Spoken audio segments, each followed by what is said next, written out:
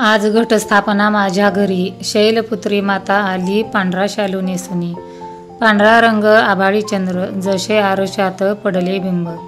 दुसरा रंग लाल लाल मुखी वेडा जैसे डाळिंबाचे फूल. नमस्कार सर्वांना, मी विद्या तुम्हा सर्वांचं माझ्या चॅनेलवर मनापासून खूप खूप स्वागत करते. आणि आज घटस्थापनेच्या सर्वांना शुभेच्छा. तर चला, आज सगळी स्वच्छता झाली कालच पूर्ण. आणि बघा आता आज घटस्थापना. तर मी आज पोरींना सांगितलंय मी आज काही स्वयंपाक हे काही तुमचा म्हणजे बनवणार नाही. तर मी फक्त आज म्हणजे देवाचीच हे करणार आहे घटस्थापना. तर तुम्हाला माहिती आहे किती वेळ लागतो आपल्याला सगळ्यांना घटस्थापना करायची. तर बघा, मी तर अगोदरच पंचामृत बनवलं होतं. देवी सगळं स्वच्छ सकाळी करून घेतले. पितांबरीने मी घासून घेतले चांगले. आणि नंतर पंचामृत बनवून घेतलं. आणि पंचामृताने देवांना हे केलं, स्नान घातलं.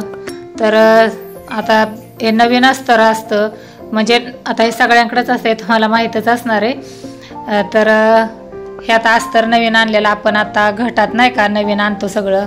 आणि सगळं आता स्वच्छ करून घेतलं. आता आत्या पण मला मधून अधून सांगत होत्या. तर बघा, आता हे तर सगळं पानांवर देव म्हणजे आता सगळं बसवायचे 9 दिवस. आता ह्या वेळेस म्हणतात की म्हणजे 10 दिवस आहेत म्हणून सगळ्यांना उपवास. तर माता राणी आपल्या घरात म्हणजे 10 दिवस निवासाला आहे. तर बघा, आता पानं अंथरून त्याच्यावर असे देव ठेवायचे. आता नवीन पानं आहेत म्हणजे नाही का ताजी असतात तोडलेली, त्यामुळं पहिल्यांदा जरा म्हणजे एवढं हे होतं देव ठेवताना. मला तर म्हणजे एवढं असं अवघडल्यासारखं होतं. किती वेळा असं ठेवलं तरी खालीच म्हणजे येत राहतात. कोण कोण बोलतं की देव झोपवायचे खाली, पण आमच्या इकडं बोलतात की खाली देव झोपवायचे कधी म्हणजे नाही का दसऱ्याला ज्यावेळेस आपण थाळी उचलतो त्यावेळी. कारण आत्ता नाही हे करायचं, असेच उभे ठेवायचे असतात. आपण नेहमी पुजतो तसं, पण हलवायचे नसतात. आता पानांवर सगळी देवपूजा म्हणजे करून घेतली. पानांवर देव सगळे बसवले. आणि आता हळदी कुंकू लावून घेतलं. आणि मला तर एवढी रांगोळी काही जमत नाही, पण मी काढायचा प्रयत्न करत असते नेहमी. तर चला, आज रांगोळी काढून घेतली कशी तरी. चला म्हटलं नाही का आता रांगोळीशिवाय पण म्हणजे आपलं कुठलं काही सणवार असो किंवा काही असो, तर आपल्या इकडं रांगोळीला खूप मोठं असं महत्त्व असतं. तर रांगोळी मी काढून घेतली मला जमेल तशी. आता पोरींना जमते चांगली, पण आता त्या पण कॉलेजला गेलेल्या. त्यांना पण अगोदर सांगितलं होतं सुट्टी म्हणून, पण परत फोन आला की सुट्टी कॅन्सल झाली. त्यामुळं आता एकटीच्याच मागं सगळं. तर मी नेहमी बसवते घट, म्हणजे बरेच वर्ष झालं मी आत्यांच्या हाताखाली पण मदत करायची. आणि अशा आत्या गावाला जरी गेल्या तरी मी म्हणजे घट बसवायचेच. त्यामुळं मला म्हणजे तशी बऱ्यापैकी तशी म्हणजे मला माहिती आहे. तर बघा, आता इथं आता आमच्या इकडं हे जे आणतात आपण आता म्हणजे सगळे जे आणतो ते कोणी कोणी काय करतं म्हणजे पाण्यात टाकतं. आता आम्ही फक्त त्यातली सुपारी जी असते ना तिचं पाण्यात म्हणजे टाकल्या जाते. आणि जी पुढे जे असतात त्या हळद्या कुंकाच्या आणि हळकुंड ते या नाड्याला बांधायचं. याला आमच्याकडं नाडा बोलतात. तर ते बांधून घ्यायचं, कारण आत्या आणि आमच्या ताई सगळे म्हणजे असेच म्हणजे बांधायचे. त्यामुळं मी पण तेच करते, बदल कशाला काही.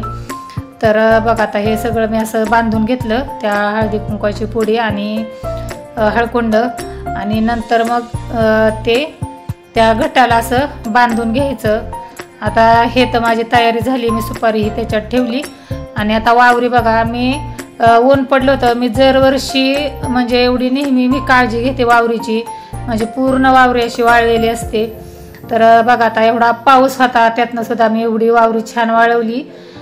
खरं तर वावरी जर आपली चांगली जर वाळवलेली असेल ना तरच म्हणजे घट आपलं जास्त म्हणजे ते धान्य जे असतं ना ते एकदम असं छान उगवतं.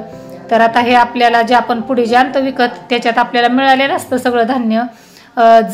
जवस जे करडई हे असते ते आपल्या घरातलं जे धान्य असतं ते पण मिक्स करायचं असतं, म्हणजे घट चांगला बघा उगून येतो. काय काय करतात, काय जण काय करतात, आहे त्याचं धान्य म्हणजे टाकायचं, तसं नाही करायचं. आपल्या घरातलं मिक्स वाढवायचं, त्याच्यात वाढीव घ्यायचं. आता मी त्याच्यात हरभरा, माझ्या जवस होते, जवस आणि हरभरा आणि गहू टाकलं.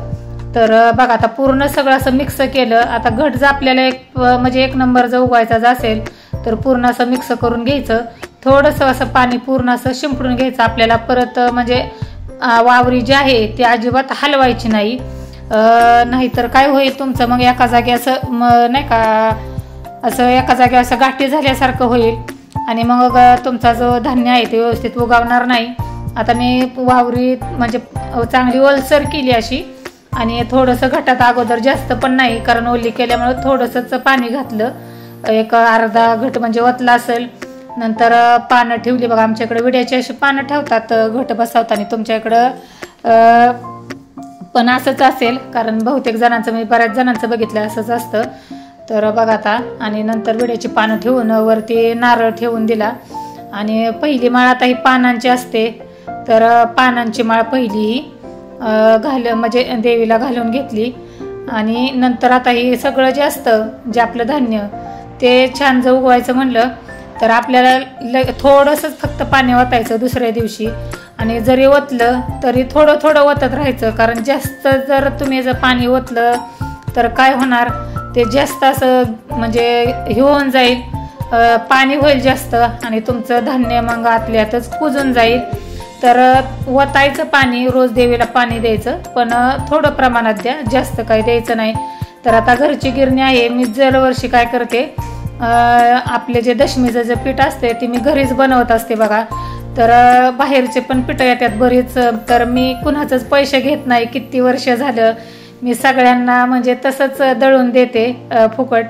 तर बऱ्याच जणांची यायला लागली होती, माझी कंप्लीट 3 तास गेले होते गिरण स्वच्छ करायला. थोडासा अगोदर तरी मी घास काढून घेतला होता, तो सुद्धा मी बाजूला केला होता. आता बऱ्याच जणांचं काय जणांचं झालंय, आता 2 दिवस येतील बघा दळणं याची. तर आता मी पण माझं चालू केलंय म्हणजे भाजणी. तर मी आता तुम्हाला परफेक्ट सांगते, जर दशमीचं 1 नंबर जर यायचे जर असेल तर 2 किलो वाऱ्या जर घेतला तुम्ही तर 1 किलोतलं फक्त आतपाव शाबू बाजूला काढून ठेवायचा, नाहीतर सगळा शाबू म्हणजे 1 किलोतला आतपाव शाबू बाजूला काढून ठेवायचा. 2 किलो वरईसाठी थोडंसं भाजून घ्यायचं गरम, म्हणजे काय होतं दशमी यायला पण छान होतं आणि आपल्याला खायला पण असं म्हणजे थोडंसं खमंग लागतं. जास्त पण भाजायचं नाही, नाही का आपण कसं चकलीला असं भाजतो, भाजणी करतो तसं सुद्धा एवढं भाजायचं नाही, नॉर्मली असं भाजून घ्यायचं. आणि बघा आता पहिली दशमीचं पीठ म्हणलं की एवढं जास्त मळून घ्यावं लागतं. जर हे प्रमाण जर तुम्ही जर वापरलं ना तर 1 नंबर दशमी येणार, कारण तुमची जास्त अशी चिकट सुद्धा होणार नाही आणि जास्त अशी म्हणजे नाही का अशी फाटते म्हणजे चिरटते बघा, आपल्याला जमत नाही असं काय होणार नाही. तर तुम्ही बघा असं म्हणजे करून बघा ट्राय. तर व्हिडिओला जरासा लेट झाला त्यामुळे सॉरी, कारण पावसाच आमच्या इकडे एवढा आहे की काय सांगायलाच नको. तर बघा मी दशमी आणि भेंडी केली, आता फराळाचं करते. तुमचं झालं का? व्हिडिओ आवडला असेल तर एक लाईक, शेअर आणि सबस्क्राईब करा विसरू नका.